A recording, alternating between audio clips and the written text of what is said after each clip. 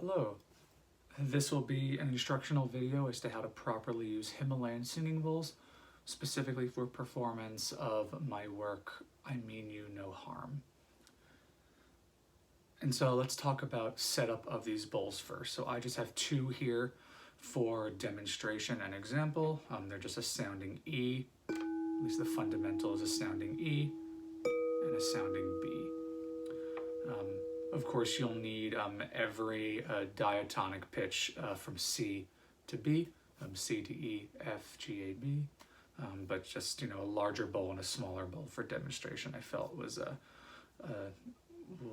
enough. So when it comes to setup, these specific set of bowls come with these rubber rings, which simply just get placed down on a surface, and you want to place the bowl directly on top and centered on that ring. Now it's important for every bowl, but it's not quite as crucial for the larger bowls because they're larger. There's more surface area on the bottom of the bowl for the bowl to rest on the rubber holder. So of course for the smaller bowls, I'll talk about that in a second, it's a little more complicated. But yeah, that's what's most important for the smaller bowls. So like I said, with the smaller bowls, the rings are of course smaller. We want to make sure that these are very firmly centered as much as possible. You can use fingers on the bottom of the bowl to measure the distance from the outer edges of the circle, and that appears. You'll also be able to tell and give it the eye test. Like, does it look like it's slanted? Does it look like it's facing straight up? Does it look like that where it's slanted? Or does it look as if it's straight up? And it looks like right about there we're straight up. And that feels about right. Good. Great. Okay. That should be enough room. Okay, great. So, now let's talk about mallets. So we have two different mallets we use for this. This is just a rubber striking mallet. I forget how I call it specifically in the score, but if I ever say strike with rubber mallet, this is the mallet you'll use. It's a wooden handle with a white rubber head. And when I say strike, I just mean very gently. You can do it this way, this way, this way, any side around the bowl, whatever's most comfortable for you. But depending on dynamic, if I want, say, a piano dynamic, just a very light tap. Or let's say a forte dynamic, you can still do a tap. Don't worry about the safety of the bowl itself. It's very firmly down the table, and a forte can be, and you'll hear it's a very resonant ring as well. So as for striking of the smaller bowl, we need to be really cautious because since there's smaller surface area for the bowl to rest firmly on the table, we need to be very cautious and always keep an eye as to where we are striking these bowls. So maybe perhaps putting a hand just in front or on the side. You can't really see it, but I have a hand on the side here. Just making sure, because you'll notice when I strike the bowl, it's going to shake a little bit. It's actually kind of firm. There you go. There's a little bit of a shake there. So that's fine. It's still balanced. I wouldn't go super loudly with the smaller bowls. I would say specifically A and B. This is, of course, the B bowl. So yeah, just be abundantly cautious with that. So when it comes to playing in general, before I share the next and final technique, is that it's important to remember these instruments are more instruments of spirituality and meditation and awareness and of growth more than they are instruments for performance. So what that means is remembering that every single action that you do with these bowls is going to have a very specific reaction. So you need to be aware of what the reaction will likely be before you perform the action. So that's what I was saying with a piano dynamic, and I was explaining with this bowl versus this bowl, what's going to happen with the bowl. Is it going to shake? Is it going to tilt? What is the ring going to sound like? So be abundantly cautious with that, and that is absolutely true and definitely rings true with this mallet. Excuse me. And this one in the score is usually labeled as the felt tube mallet because it is a mallet, it is a tube, and is made of a type of felt. And so this is used for singing the bowls. And what that means specifically is circling around the outer edge of the bowl. As you can see, I'm on the outer edge and not the inner edge. And we want to circle the bowl in order to make it ring in a drone-like fashion. And so there are multiple ways to do it. The way I like to do it specifically is I am left-handed, and I like to go clockwise around the circumference of the bowl. If you are right-handed, you can do with your right hand and counterclockwise. I personally think I receive the best sound out of the bowls going left-handed and clockwise. So I'll talk about fading in, fading out, and maintaining a peak dynamic, or maintaining a dynamic that isn't a peak dynamic. So let's look at the E bowl first. So let's go to a fade in from silence to a peak dynamic. So you can start anywhere. I typically like us to start around 12 o'clock. Again, you can see from me, this is about 12 o'clock on the bowl. So you're gonna go relatively quickly, not too fast, but not too slow, in order for the bowl to gain momentum. And the louder the bowl gets, the slowly you'll go around the edge.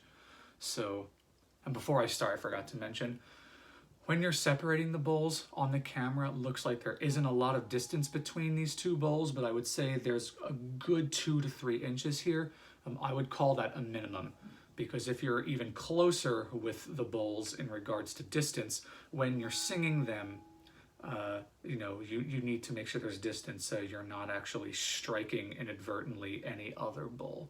So I have enough room here. I can see that I have about an inch or so leeway here, which is kind of pushing it, but because of my camera angle, I wanted to be sure I could get both bowls in this view as much as possible. So yeah, I would say a solid 2 inches between the edge of the mallet and the edge of the adjacent bowl, just to make sure that you have enough. So I have an inch, but again, for the sake of this video, it works fine. So here we go. We're going to start around 12 o'clock, ride the edge clockwise, start relatively quickly, and slow down as the peak dynamic of the ring increases. So here we go.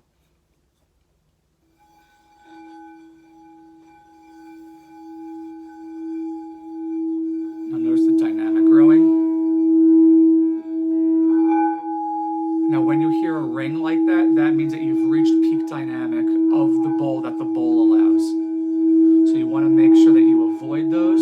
It's completely okay if they happen, no issue at all, but still, keep that in mind if that arises, that you've likely gone too loudly. So this appears to be peak dynamic. Let that ring for a little bit. Notice how I'm going slower around the edge than when I started.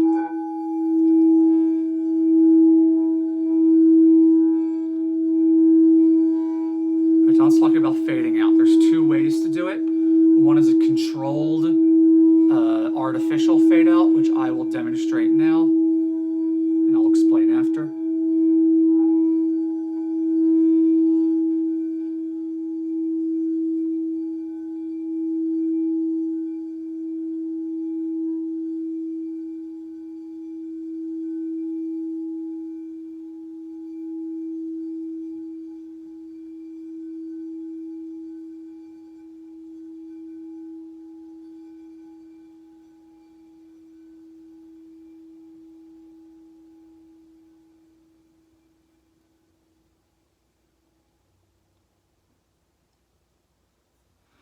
It's an artificial fade out that I controlled.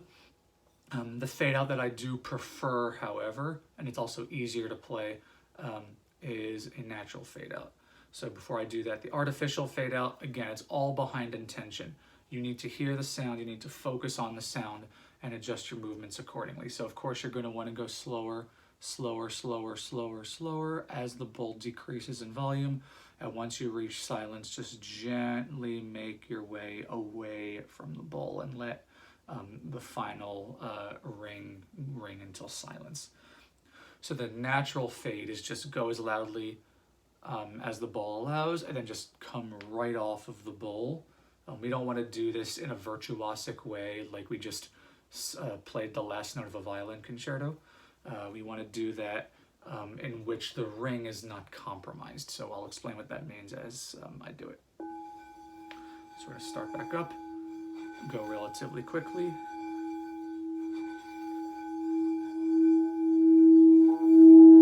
There we go, looks like we've reached approximately our max.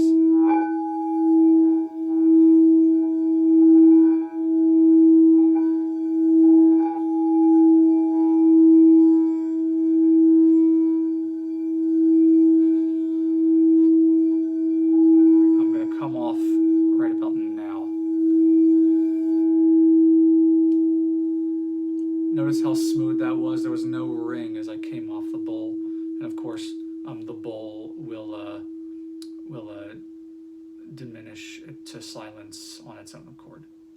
So I'll stop it now just by touching it. But there's that. So now the smaller bowl. When it comes to singing these, you have to be much more delicate because the bowl is smaller. It has a much larger chance of tilting. So notice if I do this and I go kind of quickly, see I'm moving around a little bit. So we want to be really slow. Remember, these are small bowls, so it's not going to take a lot for these to ring at its max volume. It's really not going to take much at all. Just notice how slowly I go and how quickly we're going to reach the peak dynamic.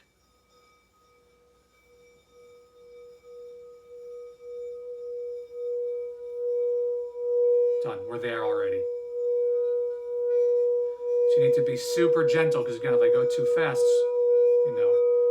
if you go too fast, it's going to tilt over and it's going to kind of ruin the ring.